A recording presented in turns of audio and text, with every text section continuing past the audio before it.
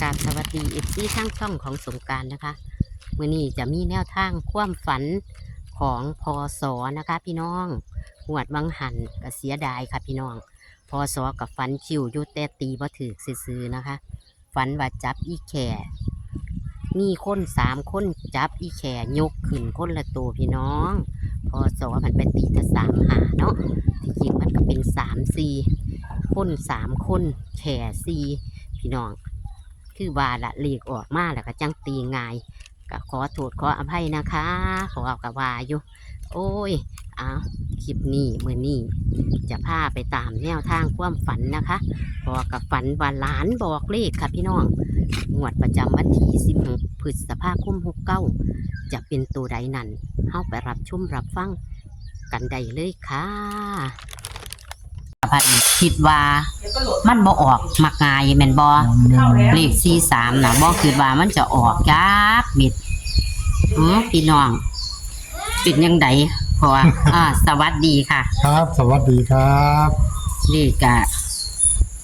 นี่งวดนี้ก็มาซาจังหน่อยมาซาหยัง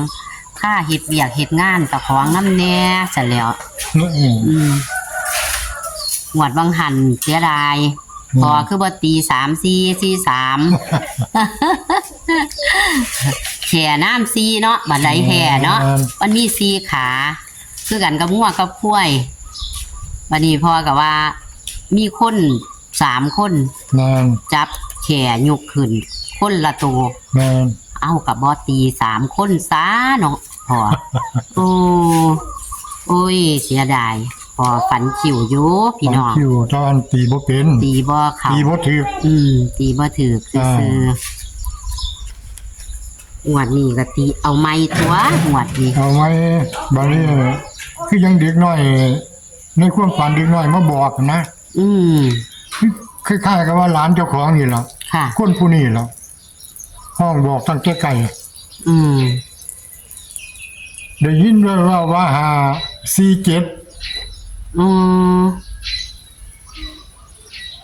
เสียงมันเสียงหลานเจ้าของแต่ไปเบิ่งมันบ่แม่นหลานเจ้าของแต่รุ่นเดียวกันละว่า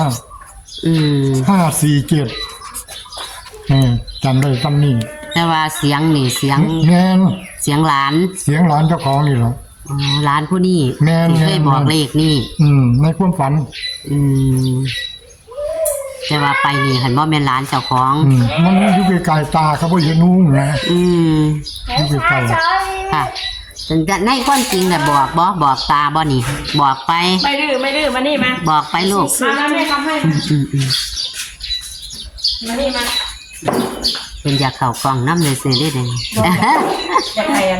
ลองตัดดูเลยสักตัวนี่ก็บ่หลายตัวหรอกว่าบ่หลายตัวดิมันก็3 หางคนแล้ว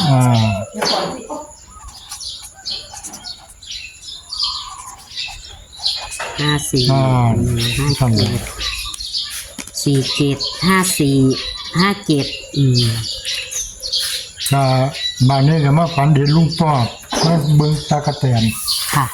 ฝันเห็นแต่ถามอายุเล่าก็66เลขบ้าน44อายุ66กับ44ตาปอดว่าติปอดนั่นลุงปอด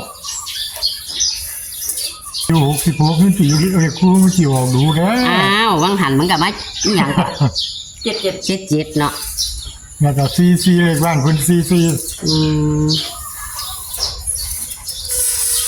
เพิ่นมาอีหยังก็พอเพิ่นมาซองเบิ่งตากระแตนค่ะในความฝันค่ะเพิ่นอยากได้ตากระแตนน้ำพอบ่มาถามว่าตากระแตนได้หลายบ่แย่ยังพอจัดยังนะมาถามข่าวก็แม่นเลขบ้านพอบ่มาเฮียนพอนี่บ่ก็มานี่มาซองเบิ่งโอ้ยมานี่มันก็เลขบ้านพอซั่นแหละเนาะถ้าเลขที่ว่าไปโคราชไปงานพี่สาวนี่ก็77โดน2เทื่อเนาะอายุเพิ่นก็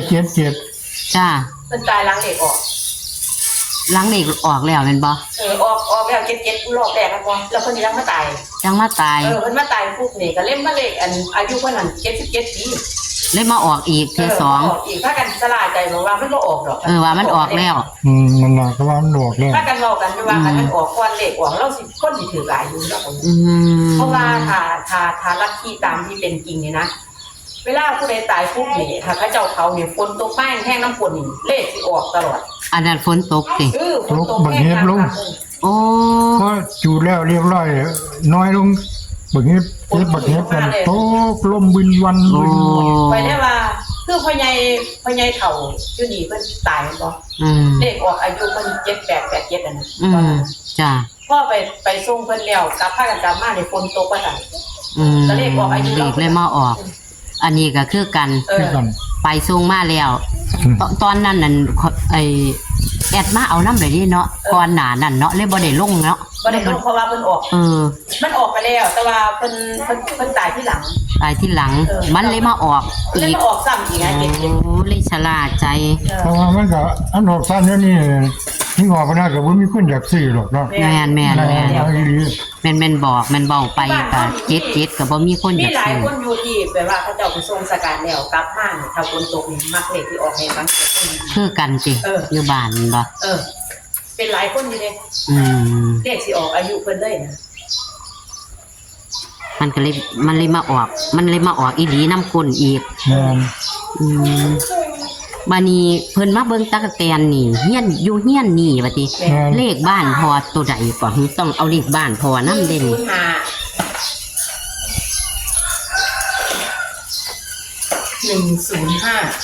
เลขบ้าน นี่แล้วเพราะว่าเพิ่นมานี่เนี่ยแต่ว่าอันอายุเพิ่นก็เอาไว้อยู่ดอก อายุเลขบ้านเพิ่นก็เอาไว้ แต่ว่าหอนที่สำคัญก็คือเลขบ้านพอนี่แล้วขัดวางสั่น 547น่ะงามเด้ งามอยู่บ่ 47น่ะมัก แม่นเนี่ย มัก47 อันเน้น47นั่น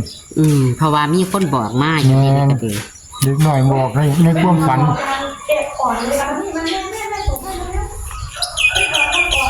เด็กน้อยก็เป็นเสียงผันเป็นหลานเจ้าของ แม่น เคยบอกเลขถืออีกตั้งหากบัดนี้ แม่น คือมันมีสองฝันเนาะมีสองฝันคันสิบ่เอาลงกับคาเทียอีฟซี่เพิ่นถามเลขบ้านพอดีนะ เพราะว่าเพิ่นมาเบิ่งตะกะแตนอยู่นี้เห็นบ่ตาคนเอาของมาให้พอนั่นมันก็ยังออกเลขบ้านพอ อันผู้ใดก็เอามาสุดนั้นเอาเนื้อเอาหยังมาให้มันก็ดี ยังออกเลขบ้าน ออกเลขบ้านแหน่ก็ว่าผู้ใดเอามาให้สุดช่วงหนึงน่ะ แต่เฮาบ่ได้เอาเลขบ้านลงช่วงนั้นแม่นบ่ล่ะนึกสิได้ว่าเอาก็มีแค่นี้แม่นบ่ความฝันของพ่อก็คือฝันแรกก็คือว่าได้ยินเสียงคือจังหลานเนาะเอิ้นมาบอกเลขเนาะเอิ้นมาบอกเลข547พะนาพี่น้องแต่ว่าเพิ่นว่าไปแล้วบ่ไปเบิ่งแล้วบ่แม่นหลานคันบ่แม่นหลานเจ้าของแต่ว่าหลานผู้นี้เคยบอกเลขถือเด้อในความจริงพี่น้องนี่หรือจะเป็นเสียงปริศนาของหลานมาบอกตาเนาะพอก็เล่นเน้น47แม่นบ่เน้น47ค่ะก็ขอขอบคุณพ่อเด้อค่ะที่ให้แนวทางนะคะ แล้วก็มีฝันเทียสองอีกฝันเห็นตาปอดเนาะพอตาปอดนี่มาเบิ่งตะกะแตนอยู่เฮียนพอเด้อพี่น้องบ้านนี้แต่ว่าพอเนี่ยเคยฝันเห็นคนจังซี่ บางเทียก็ออกอายุแม่นบ่ค่ะออกอายุเพิ่นออกบ้านเลขที่เพิ่นอันนี้ก็คือยายเดียนเนาะยายเดียน52เนี่ยออก2งวดเบิ้ล2งวดเลย52หรือว่ามันจะมาอีกพอฝัน2ตอนพี่น้องก็เลยเอาอายุเพิ่นลงน้ำเพิ่นไปถามมาอายุ66ปีบ้านเลขที่เพิ่น44พะนะพี่น้องแต่ว่าแอดก็เลขกันให้เด้อค่ะพี่น้องอันตกกันเป็นบ้านเลขที่พอเด้อเพราะว่าหยังเพราะว่าเขาเจ้ามาเบิ่งตะกะแตนอยู่บ้านนี่ก็เลยเอาบ้านเลขที่พอไปนำเด้อค่ะคือ105ให้พี่น้องตัดลิงเอานะคะแต่ว่าเลขเบิ้ล6นี่ อาจเป็นเก่าได้เด้เนาะ แต่ว่าให้พี่น้องกลับหัวเอานะคะ พี่น้องเอาคลิปนี้ก็ขอบคุณพอนะคะที่ให้แนวทางค่ะ โชคดีมันมาเด้อทุกคน ให้โชคให้หมานอย่าให้พลาดคือวังหันเนาะพอ นะ วังหันฝันคิวอยู่แต่ว่าเฮาเพิ่นบ่ตีเอาตัว43แต่ตี53อ้าวหวดนี้ก็คือความฝันของพศนะคะ นี่ค่ะ เลขบ้านนะคะพี่น้องเลขบ้านพอ105ตัวกันนะคะแอดกันไห้เด้อค่ะพี่น้องนี่แหละค่ะแคปหน้าจอค่ะเน้น47นะคะอ่ะโชคหมานค่ะพี่น้องโชคหมานกับพศงวดประจำวันที่16พฤษภาคม69นะคะคลิปนี้ก็ขอคนละไลค์คนละแชร์นะคะให้กับพศและเป็นกำลังแรงใจให้กับพศและช่องของสงกรานต์เหมือนเดิมค่ะโชคมันค่ะสวัสดีค่ะ